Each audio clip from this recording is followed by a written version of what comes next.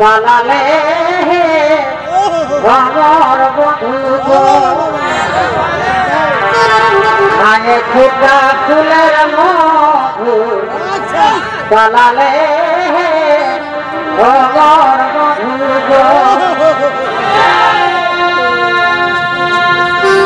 আগে ফুটা ফুলের মধু পালালে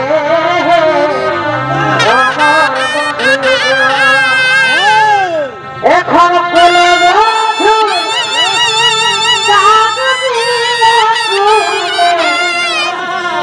এখন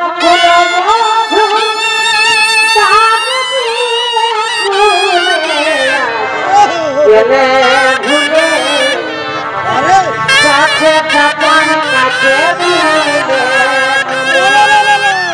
আজ গেলে ভুলে কাছে কাছে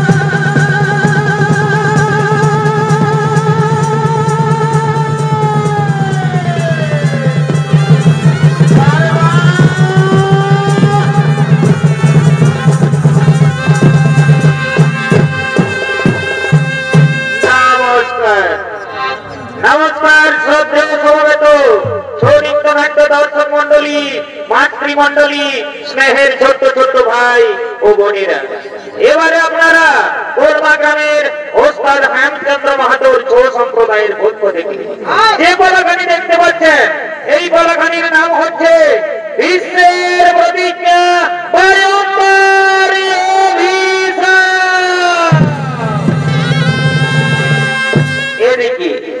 एदिके বৈকুণ্ঠে সুমেরু পর্বতের উপরে মহামণি বৈশিষ্ট্যের অতি মনোরমা আশ্রম। সেই আশ্রমের আকর্ষণীয় কেন্দ্রবিন্দু ছিল দিব্যগাভী নন্দিনী। নন্দিনী হলো স্বর্গীয় গাভী সুরভীর কন্যা। দেবতাগণ মহামণি বৈশিষ্ট্যকে দুগ্ধ পান করার জন্য দিয়েছে, তাই মহামণি বৈশিষ্ট্য দিব্যগাভী নন্দিনীকে নিয়ে চলেছে তার আশ্রমের দিকে।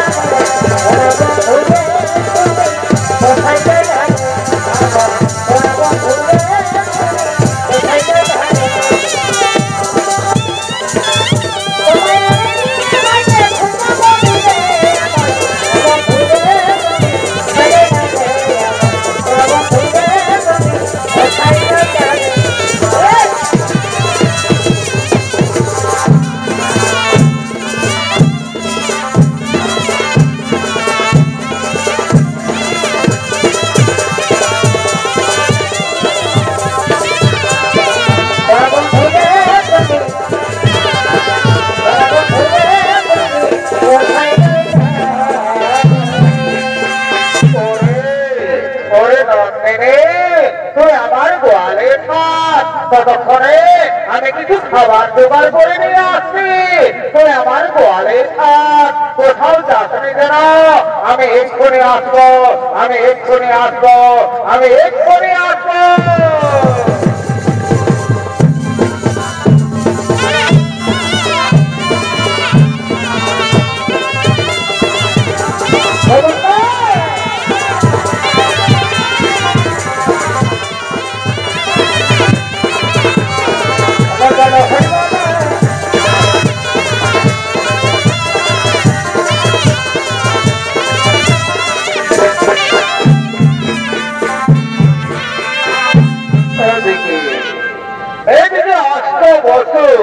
অর্থাৎ অষ্টমণিগণ তারা করছে মহামণি বৈশিষ্ট্যের অতি মনোরম আশ্রম দর্শন করার জন্য সুমেরু পর্বতের দিকে।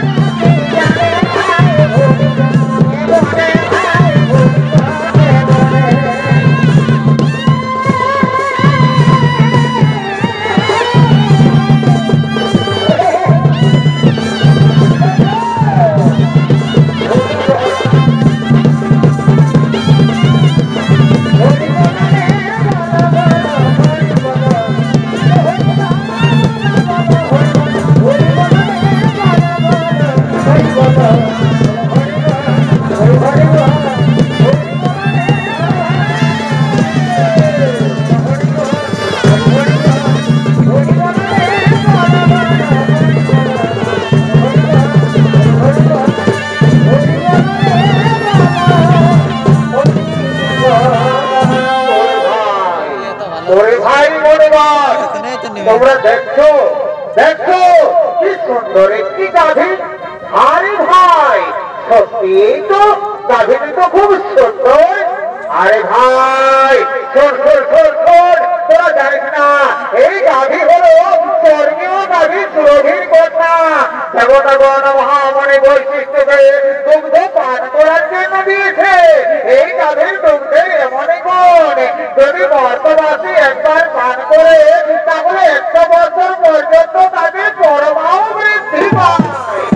এই গাভীর গুণ মান করে তোমার রেখে রেখে ছুটতে ছুটতে আসবে।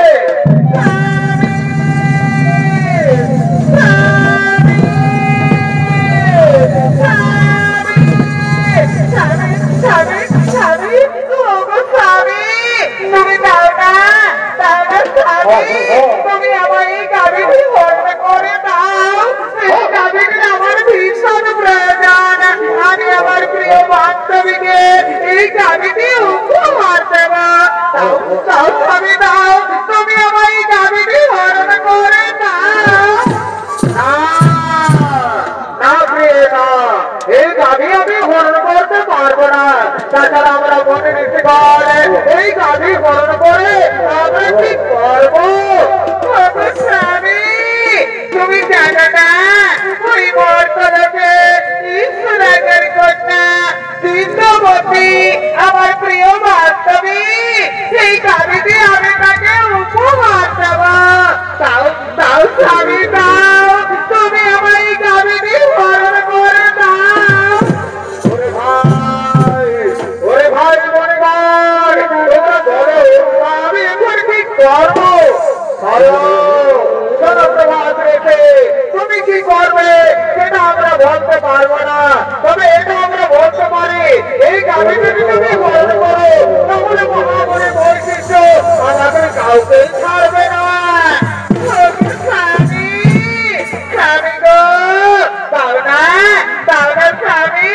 তুমি আমার এই গাভীটি হরণ করে দাও। এই গাভীটির আমার ভীষণ প্রয়োজন। আমি আমার প্রিয় বান্ধবীকে এই গাভীটি উপহার দেব। তাও তাও স্বামী দাও, তুমি আমার এই গাভীটি হরণ করে দাও। ওরে ভাই মনে বার তোমরা একটু দাঁড়াও, আমি এখনই গাভী হরণ করে নিয়ে যাচ্ছি।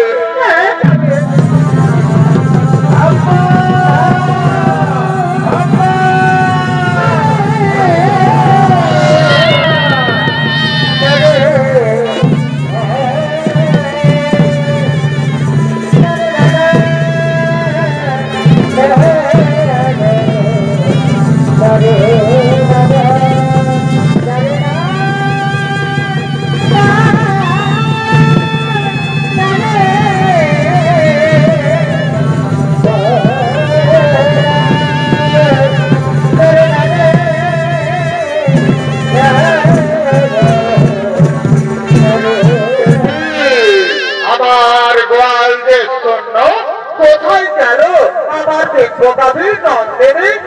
আমার গাভী নন্দিনীকে তো দেখা যাচ্ছে না। নন্দিনী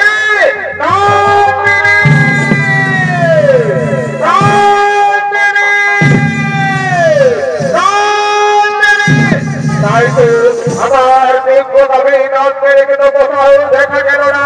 তখন আমার গাভীকে নিশ্চয়ই কেউ হরণ করে নিয়ে গেছে। আমার ধ্যান করে দেখতে হবে কোথায় গেল আমার দেখবো গাভী নন্দিনী। বুঝতে পেরেছি, 8 বছর তোমরা এসেছিলে আমার অতি মনোরমা আশ্রম দর্শন করার জন্য। তোমরা আমার দেখবো গাভী নন্দিনীকে হরণ করে নিয়ে গেছো বর্তমানে। যাও, আমি তোমাদের অভিশাপ দিচ্ছি, বর্তমানে মানব গুলে জন্ম নেবে তোমরা।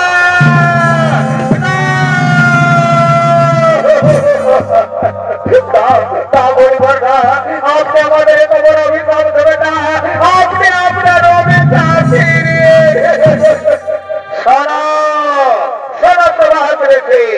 আমার মন থেকে যখন বাক্য বের করেছি তা কখনো লঙ্ঘন হবে না। পর কলমে মানব বলে তোমাদের জন্ম নিতেই হবে। ও গো মনিবার, আপনি তো আমাদের তোমার অভিশাপ দিয়েছেন, আপনি আমাদের মুক্তির উপায় বলে শোনো প্রভাত রেখে যাও। পর কলমে দেবী গঙ্গার গর্ভে মহারাজ শান্তনুর ঔরসে জন্ম নেবে তোমরা।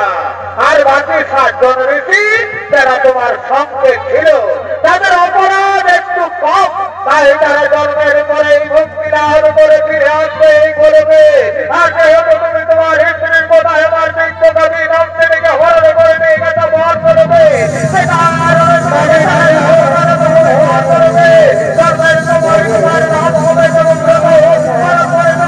প্রতিজ্ঞা করার পরে তোমার নাম হবে ভীষ্ম।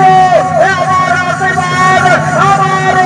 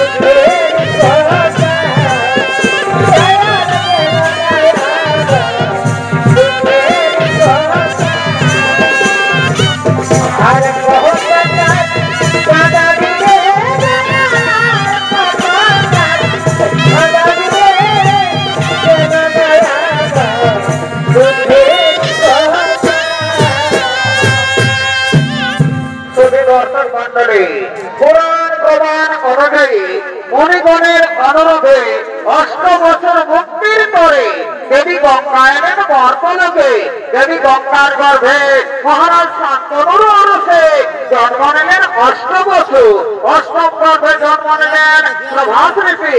জন্মের সময় তার নাম হয় দেবব্রত। পরে তিনি ভীষণ প্রতিজ্ঞা করার পরে তার নাম হয় ভীষ্ম। আর এদিকে কাশী রাজের কন্যা অম্বা, কাশী রাজের কন্যা অম্বা সে সৌভাধিপতি শাল্যরাজের প্রেমে পড়েছে। তাই সৌভাধিপতি শাল্যরাজ অম্বার সঙ্গে দেখা করার জন্য চলেছে নির্জনে।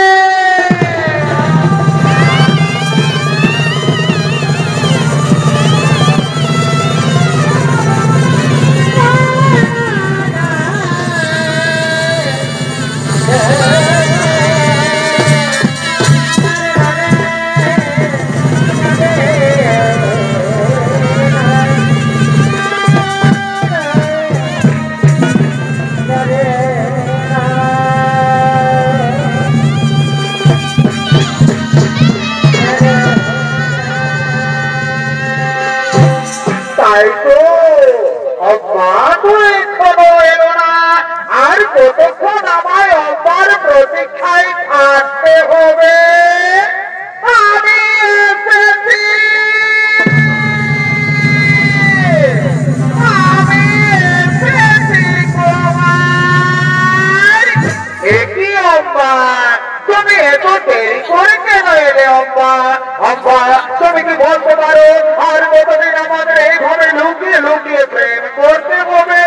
তোমার আর আমাদের এইভাবে লুকিয়ে লুকিয়ে প্রেম করতে হবে না। আগামীকালই তো আমাদের সম্পদ সভা, আপনি আমার সম্পদ সভায় যাবেন। আমি আপনার গলায় মালা দিয়ে আপনাকে আমি স্বামী রূপে বরণ করে নেব তোমার।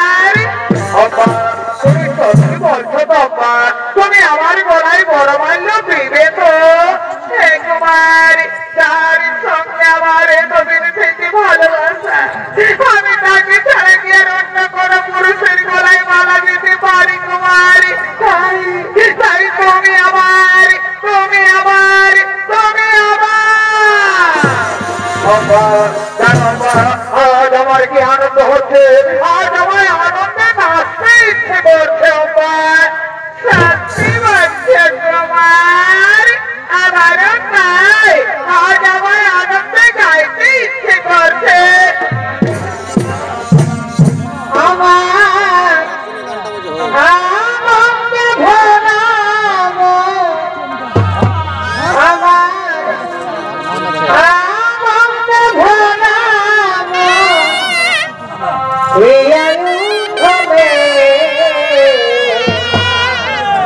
তুমি আসবে বলে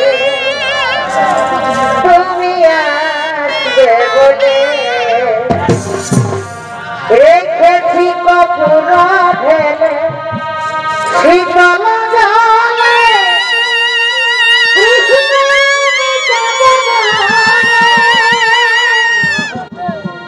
এবছর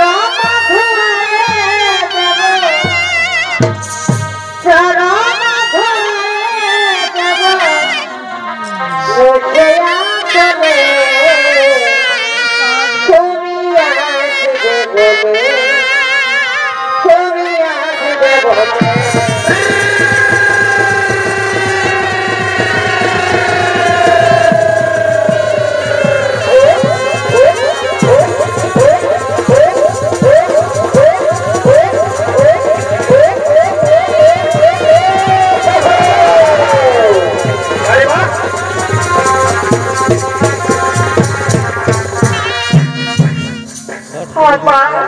আমি আর এখানে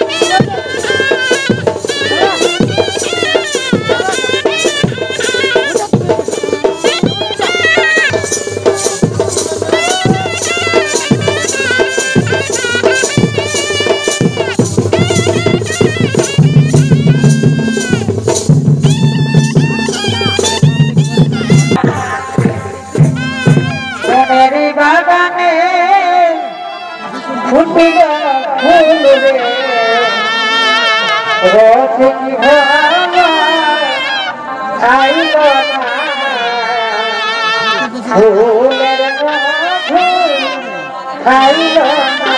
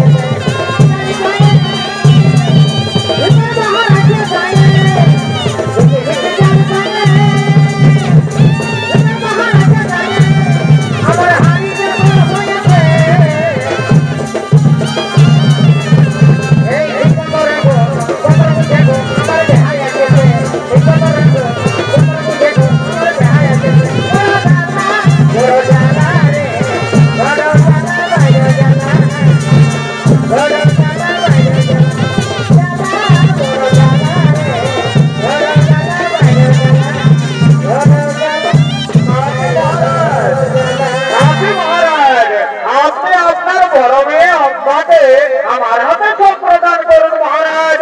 আমার সমকক্ষ বীর নাহি এই সভাস্থলে রয়েছে রয়েছে মহারাজ। তোমার সমকক্ষ বীর উপস্থিত এই সভাস্থলে। আমি হচ্ছে অধিপতি শান্তনাথ পুত্র ভীষ্ম। তুমি এসেছই সমস্ত ভাই। আরে আরে দেখ দেখ দেখ দেখ দেখ দেখ ভীষ্ম এসেছে সমস্ত ভাই। ভীষ্ম আমার ৮০ বছর বয়সে নিজেকে যুবক প্রমাণ করার চেষ্টা করছে নাকি রে? আরে ভাই আরে ভাই শোন শোন শোন শোন, আমার মনে হয় ভীষ্ম বোধহয় তার পিতার মৃত্যুর অপেক্ষায় ছিল। তার পিতা মৃত্যুবরণ করেছে, তার মা থাকা বলাও হয়ে গেছে, আর ভীষ্ম বীরের প্রতিজ্ঞাও হয়ে গেছে।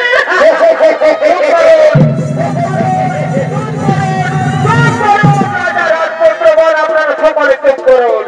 আমি নিজে দিয়ে করার জন্য সংঘর্ষ ভাই আসলে আমি এই সংঘর্ষ ভাই এসেছে বলে ৩ ঘন্টাকে হরণ করে নিয়ে যাবো হস্তিনা রাজপ্রাসাদে।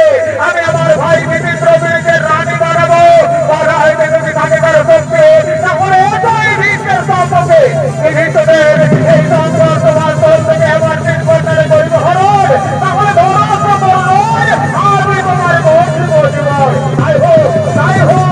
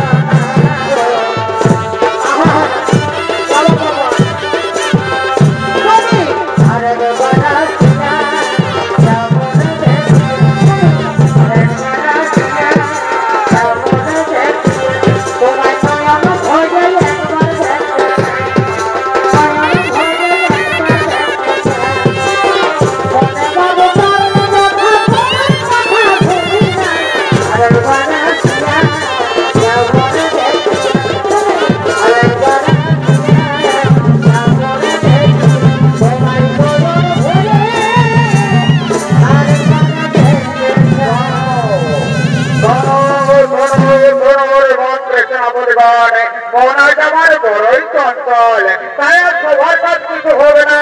আজ তোমরা নিজে নিজে গৃহে ফিরে যাও। আজ তোমরা আমার একটু একা থাকতে দাও। যাও যাও মন্ত্রী সেনাপতিগণ, আজ তোমরা নিজে নিজে গৃহে ফিরে যাও। আজ তোমরা আমার একটু একা থাকতে দাও, একা থাকতে দাও, একা থাকতে দাও।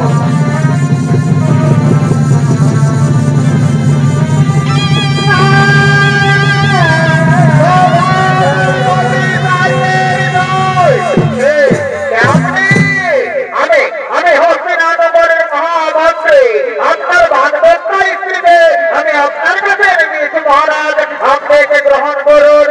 আমি ফুল আসু মহারাজ, আমি ফুল আসু। তুমি এসেছো পারে স্ত্রী তো স্বামীর কাছে আসবে। আমি এক্ষুনি মনে প্রাণে বিশ্বাস করি তুমি আমার স্বামী। তাও তাও কুমার, তুমি আমায় নাও, তুমি আমায় গ্রহণ করো কুমার। নাও নাও যাহা ধরে ভীষ্ম তোমায় রথে বলেছে, সে হাত আমি আর স্পর্শ করতে পারবো না। সেই মুহূর্তে ভীষ্ম তোমার হাত ধরেছে, সেই মুহূর্তে তুমি ভ্রষ্ট হয়ে গেছো। তুমি উচিত না, তুমি গোলক্ষিণী।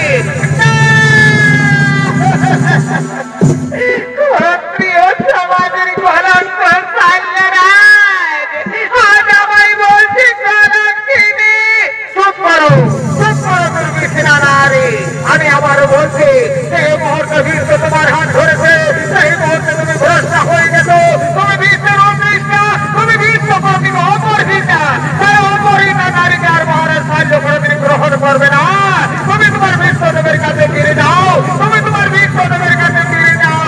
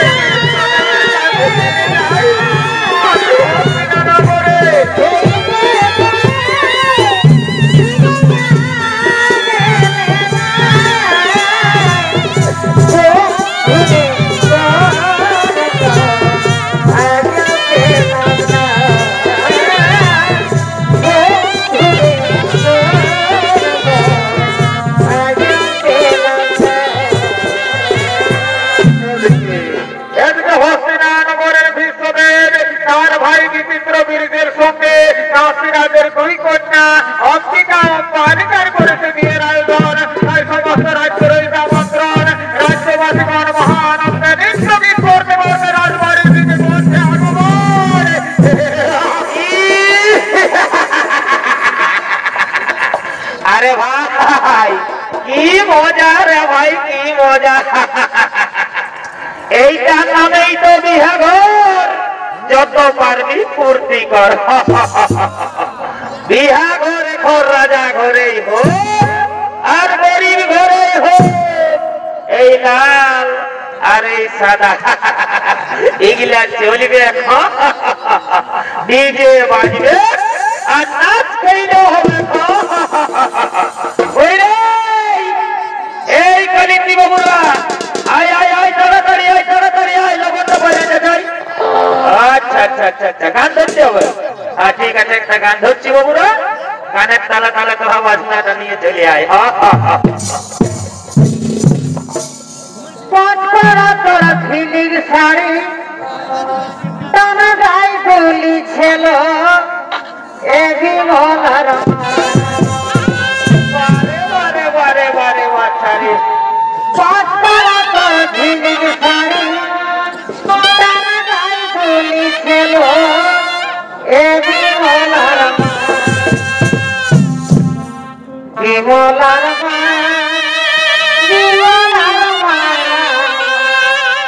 বিমলার মাইকে বড়ই ভালোবাসি গো তাও আর মনে পারি না বিমলার মাইকে বড়ই ভালোবাসি গো তাও আর মনে পারি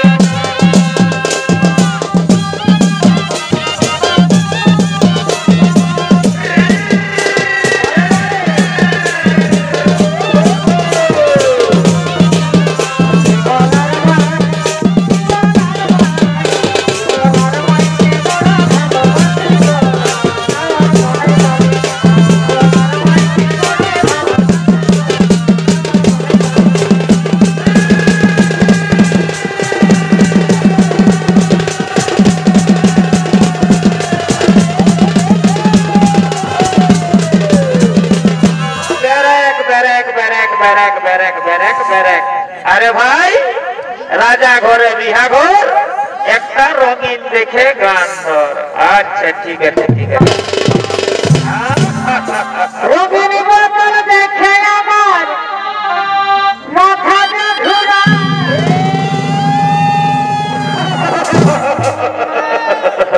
আরে ভাই এই রঙিন মালটা হচ্ছে বিদেশি মাল বুঝলিস না এই মালটা ঢোকে দিতে দিতে না আমাকে শ্রদ্ধা করে দেই রবির বোতল দেখে আমার মাথাটা ঘুরা আর বিলসে টানে দিলে বলার কিছু আরে ভাই দিল সে মালটা হচ্ছে আমাদের দেশি মাল বুঝলিস না ওই জন্যই আর আদরটা অনেক মন গেল রে মাঠে মন গেল রে মাঠে নাচে নাচে আজ রাতে সারাদিন মরে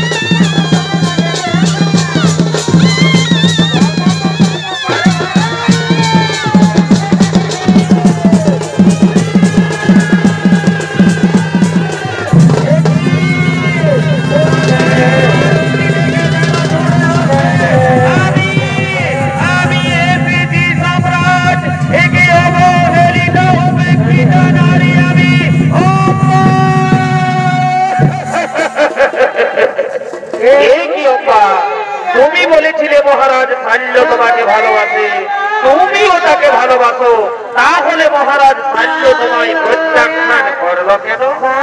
আপনার জন্য আপনি আমার হাত ধরে রোদে তুলেছেন বলে মহারাজ শাল্য বলেছে এ হাত সে আর স্পর্শ করবে না। এই কি অব্বা, এই মাত্র অপরাধ।